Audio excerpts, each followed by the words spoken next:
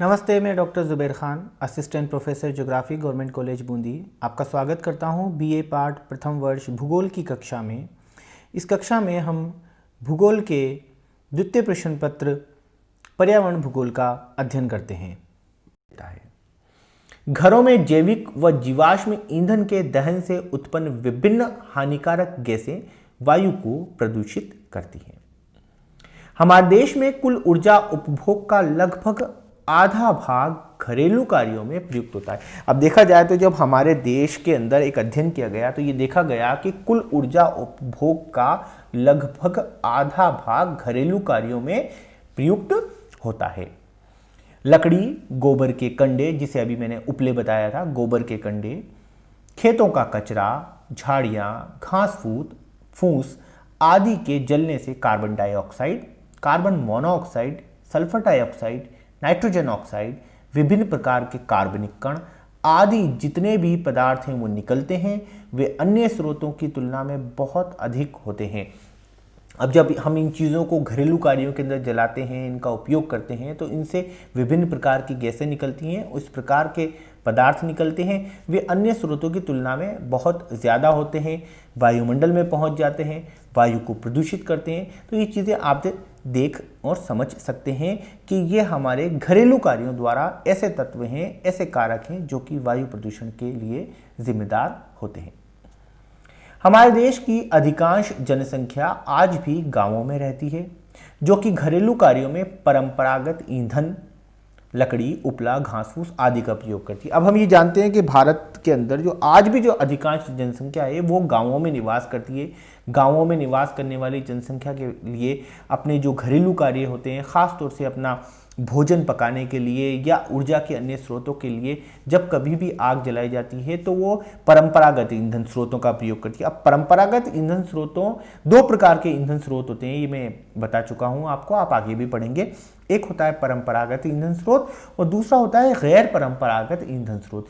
परंपरागत ईंधन स्रोत अर्थात वे ईंधन के स्रोत जिन्हें हम परंपरागत यानी बहुत ही पुरातन समय से या पुराने टाइम से यूज़ करते आ रहे हैं, जैसे कि लकड़ी हो सकती है, उपले हो सकते हैं, जीवाश्म ईंधन हो सकता है, कोयला हो सकता है। इस प्रकार के ईंधन के उपयोग को हम परंपरागत ईंधन के स्रोत कहेंगे।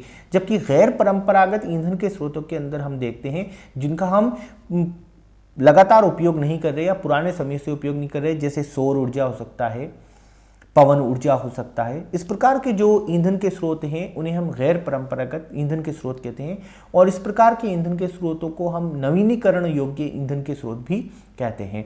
जबकि परंपरागत ईंधन के स्रोतों को हम अनवीनीकरणीय ईंधन के स्रोत कहते हैं। जैसे आपने लकड़ी का एक बार उपयोग कर लिया तो उस आप लकड़ी को दोबारा नवीनीकृत नहीं कर सकते, अर्थात वो लकड़ी खत्म हो जाएगी, आप उसे दोबारा नहीं बना सकते। तो इस प्रकार से हम इसे अनवीकरणीय संसाधन या परंपरागत ईंधन के स्रोत कहते हैं। इनके प्रयोग से वायुमंडल के अंदर प्रदूषक तत्वों की मात्रा दूसरों की तुलना में अधिक पहुंच पाती है और ये वायु को अधिक प्रदूषित करते हैं।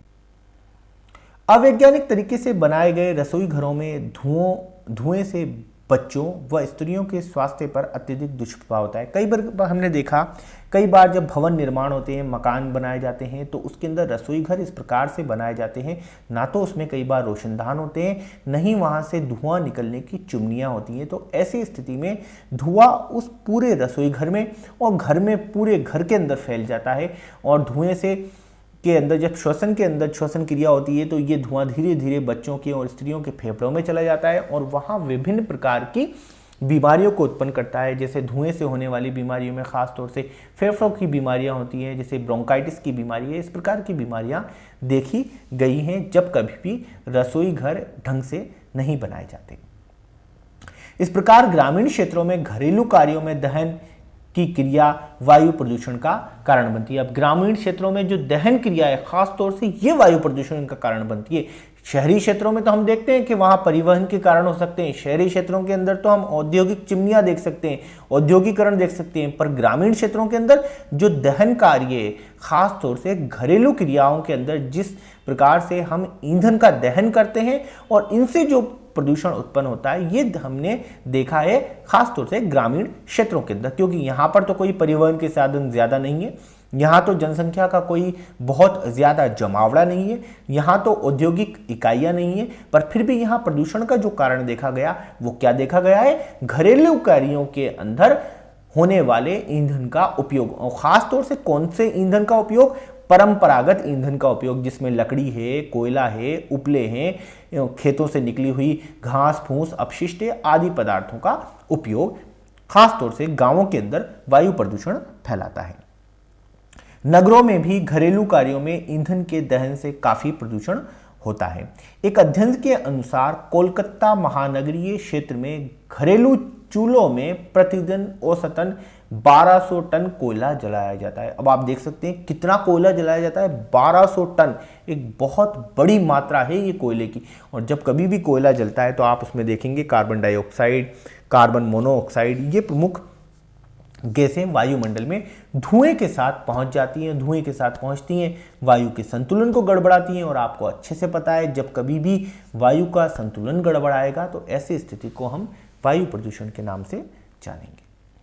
ताप बिजली घर। अब ताप बिजली घर का तात्पर्य ऐसा है जिसके अंदर हम तापीय ऊर्जा से विद्युत ऊर्जा का प्रयोग करते हैं। अब ये तापीय ऊर्जा कहाँ से आती है? खास तौर से हम जीवाश्म ईंधन का प्रयोग करके वहां पर इस तापीय ऊर्जा का प्रयोग करते हैं। अधिकांश ताप विद्युत घरों में हम कोयले के प्रयोग कर इस प्रकार से बिजली बनाया करते थे। और आजकल के कुछ ताप विद्युत गृह के अंदर प्राकृतिक गैस व खनिज तेल, जिसे हम डीजल पेट्रोल के नाम से भी जानते हैं, अर्थात पेट्रोलियम का उपयोग कर भी हम ताप विद्युत गृहों के अंदर बिजली का उत्पादन करते हैं। बिजली की बढ़ती हुई मांग की आपूर्ति के लिए कोयला, प्राकृतिक गैस, खनिज तेल से तात्पर्य है खासतौर से डीजल से, खनिज तेल पर आधारित ताप बिजली घरों की स्थापना की जा रही है। कोयले पर आधारित ताप बिजली घरों में सर्वाधिक प्रदूषण होता है। कि आप जानते हैं जब भी कोयला जलता है तो उससे बहुत बड़ी मात्रा में धुआं निकलता है। ये धुआं डीजल और प्राकृतिक गैस की तुलना में बहुत ज़्यादा होता है और ये प्रदूषण का प्रमुख कारण बनता है, जो कि खासतौर से ताप गृहों में होता है।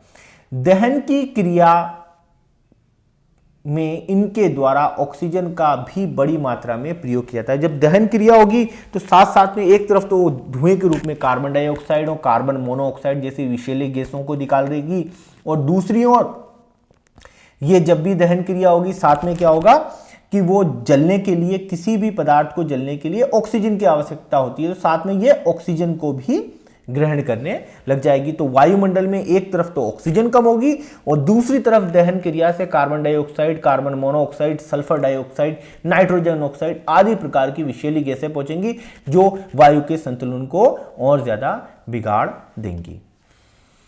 ताप बिजली घरों से निकलने वाली carbon dioxide, sulphur dioxide, nitrogen oxide, राख और कालिख आदि वायुमंडल में अत्यधिक प्रदूषण फैलाते हैं। तो ये क्या होता है कि ताप बिजली घर से निकलने वाले विभिन्न प्रकार के ऐसे पदार्थ हैं जो सीधे ही वायुमंडल में पहुंच जाते हैं और वायुमंडल में पहुंचकर एक बड़े स्तर पर, एक वृहत स्तर पर वायु प्रदूषण का कारण बनते हैं।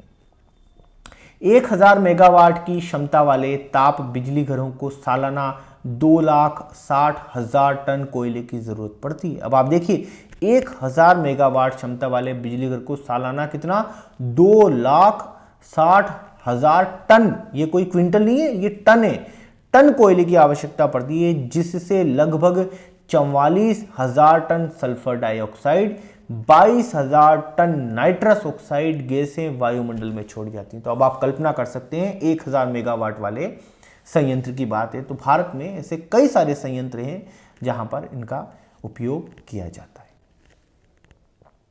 इनमें प्रयुक्त किए जाने वाले कोयले की गुणवत्ता के आधार पर 65,000 टन से लेकर 1,04,000 टन तक राख निकलती है। अब आप देखिए कोयले की गुणवत्ता पे, अगर कोयला अच्छी क्वालिटी का है तो राख कम निकलती है, पर यदि कोयला मीडियम क्वालिटी का है या खराब क्वालिटी का है तो फिर आप देखिए राख की मात्रा बहुत ज़्यादा हो जाएगी। ये 65,000 टन से लेकर के 1,04,000 टन तक हो सकती है, जो कि बहुत बड़ी मात्रा है।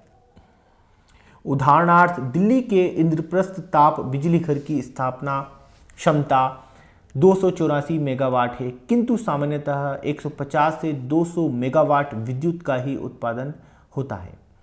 इसके लिए प्रतिदिन 2500 टन कोयला तथा 70 से 80 किलो लीटर फर्नेंस तेल की आवश्यकता पड़ती है। अब आप ये देख सकते हैं कि 2500 टन कोयला और फर्नेंस तेल की डेली आवश्यकता पड़ती है इस विद्युत गृह को चलाने के लिए।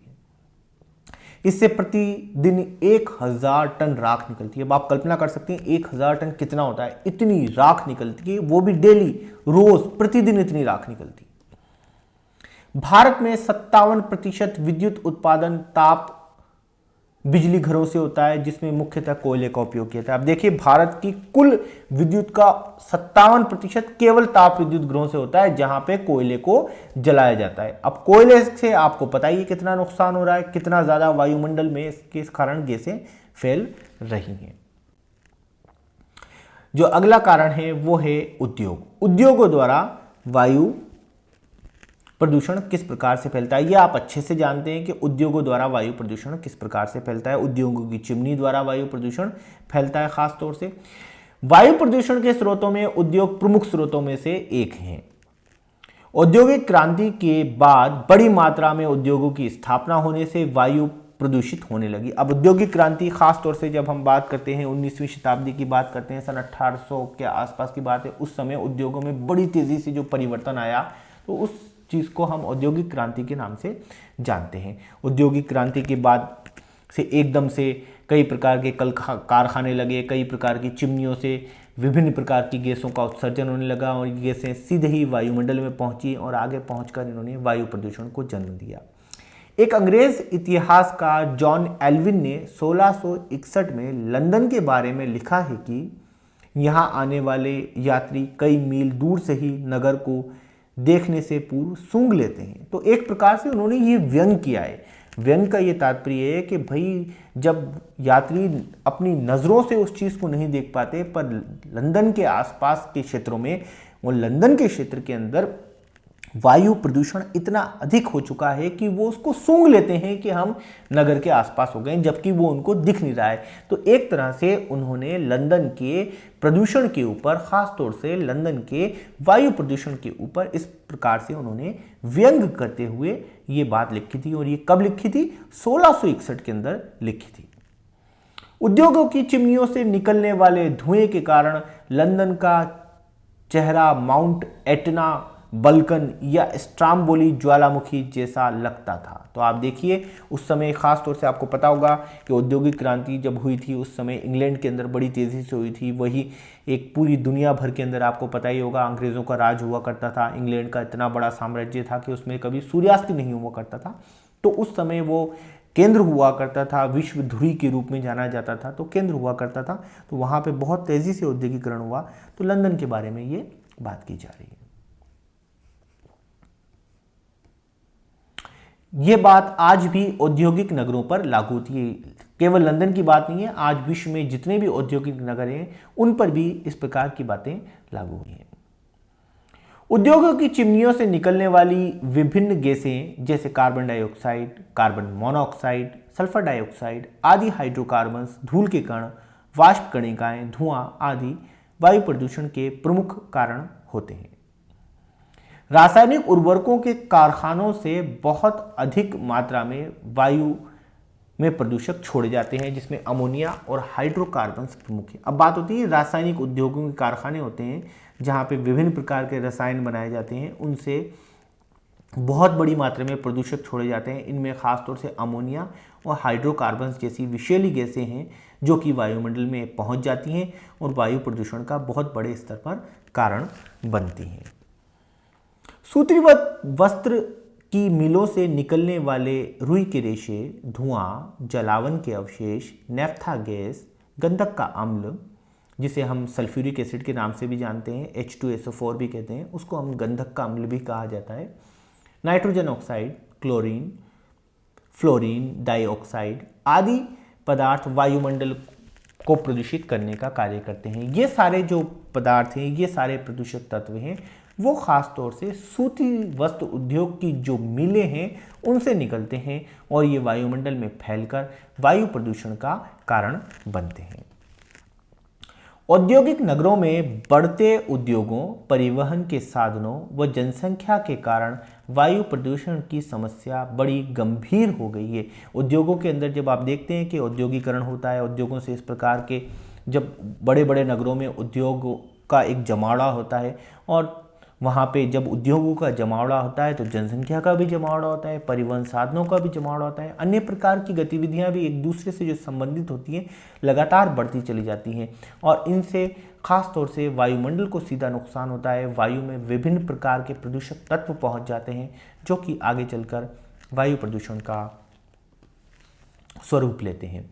लॉस एंजलिस नगर पर सदैव धुएं का बादल छाया रहता है। पश्चिमी अमेरिका का एक बहुत बड़ा नगर है लॉस एंजलिस नगर। वहाँ पर यदि प्रदूषण की बात करें तो ऐसा देखा गया है कि लॉस एंजलिस नगर पर हमेशा ही धुएं का बादल छाया रहता है, अर्थात वहाँ इतना ज़्यादा प्रदूषण है कि वो प्रदूषण वो धुएं के बादल के रूप में देखा जा रहा है। राजस्थान प्रदूषण नियंत्रण मंडल एवं केंद्रीय प्रदूषण नियंत्रण मंडल की ओर से जारी 1997 कालावधि की रिपोर्ट के अनुसार देश के नगरों में सर्वाधिक प्रदूषित वायु कोटा की देखी गई। 1997 में जो रिपोर्ट जारी हुई थी उसके अंदर ये देखा गया था कि कोटा नगर है राजस्थान का, उसमें सबसे ज़्यादा प्रदूषित वायु देखी गई थी, जहां महीन कण, सल्फर के यौगिक, नाइट्रोजन के ऑक्साइड आदि की वायु में उपस्थिति 650 SPM माइक्रोग्राम घन मीटर है। ये एक इकाई है जो कि वायु के अंदर विलगित कण अर्थात सस्पेंडेड पार्टिकुलेट मैटर, SPM का मतलब होता है सस्पेंडेड पार्टिकुलेट मैटर। सस्पेंडेड का मतलब जो कि वायु में विलगित होते हैं, लटके हुए कण जो कि नीचे नहीं बैठ पाते। पार्टिकुलेट मतलब महीन कण, और मैटर जो कि तत्व होता है, अर्थात ऐसे तत्व जो कि वायुमंडल में लटके हुए हैं। माइक्रोग्राम, 1 ग्राम का भी माइक्रोग्राम, बहुत छोटा, मिलीग्राम से भी छोटा होता है माइक्रोग्राम। घन मीटर के अंदर इनकी संख्या देखी जाती है तो 650 SPM माइक्रोग्राम प्रति घन मीटर के अंदर ये संख्या देखी गई है, जो कि निर्धारक मानकों से कई गुना अधिक है। इसके लिए यहाँ का ताप विद्युत गृह ये व अन्य औद्योगिक इकाइयाँ व व्यक्तियों की लापरवाही जिम्मेदार है। खासतौर से कोटा में आपने देखा होगा, राजस्थान में कोटा एक औद्योगिक नगर के रूप में है, साथ ही साथ में कोटा में ताप विद्युत गृह भी है। ताप विद्युत गृह के कारण इस क्षेत्र के अंदर इस प्रकार के प्रदूषण देखा जाता है, वायु प्रदूषण बड़ी मात्रा में देखा जाता है, वायु के अंदर प्रदूषक तत्व देखे जाते हैं और वायु के अंदर विषैलापन भी अधिक देखा गया है।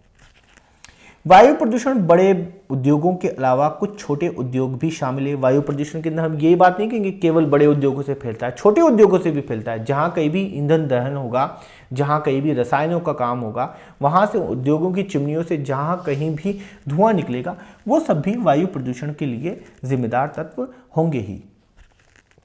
लगभग प्रत्येक कस्बे व गाँव में फैली ईंट व चूना भट्टा उद्योगों की छोटी छोटी इकाइयाँ हैं, काफ़ी मात्रा में वायु प्रदूषण खिलाती है। अब गाँव के अंदर जब हम देखते हैं तो वहाँ पे ईंट भट्टा है, चूना भट्टा है, इस प्रकार के छोटे छोटे उद्योग चलते हैं। ये भी उद्योग भी वायु प्रदूषण का कारण बनते हैं और आगे चलकर बृहत स्तर पर वायु प्रदूषण फैलाते हैं। इस अध्याय के असाइनमेंट के रूप में आपको वायु प्रदूषण के किन्हीं 2 कारणों पर टिप्पणी लिखनी है और ये टिप्पणी प्रत्येक कारण पे 100 से 150 शब्दों के मध्य होनी चाहिए। ये प्रश्न लघुतरात्मक प्रश्न की श्रेणी में आता है और आप लोगों से आशा की जाती है कि आप दिए गए असाइनमेंट को सही समय पर अपने नोट्स में अवश्य करेंगे। धन्यवाद, आपने ये वीडियो अंत तक देखा। जल्दी ही नए अध्याय के नए वीडियो के साथ हम फिर मिलेंगे।